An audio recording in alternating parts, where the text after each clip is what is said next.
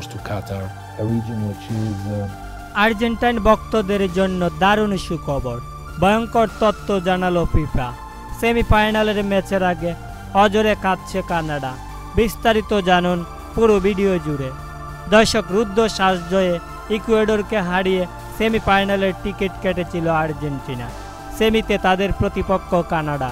তবে সেমিফাইনালে মাঠে নামার আগেই কপাল খুলেছে আর্জেন্টিনার, কেননা ইনজুরি কাটিয়ে দলে ফিরেছেন অ্যাঞ্জেল ডি মারিয়া। শুধু তাই নয়, 10 তারিখ দুদল মুখোমুখি হওয়ার আগে এক রোমাঞ্চকর তথ্য জানালো ফিফা। ফিফা জানান যে সেমিফাইনাল ম্যাচে ব্রাজিলিয়ান কোনো রেফারি থাকছেন না, কেননা ব্রাজিলিয়ান রেফারি থাকলে কানাডার পক্ষ নিতে পারেন। এমনকি টিভি আম্পায়াররাও ইউরোপিয়ান সদস্য দেশ থেকে দেওয়া হবে, কারণ ব্রাজিল সবসময় চাইবে চিরশত্রুর দেশ আর্জেন্টিনাকে হারাতে।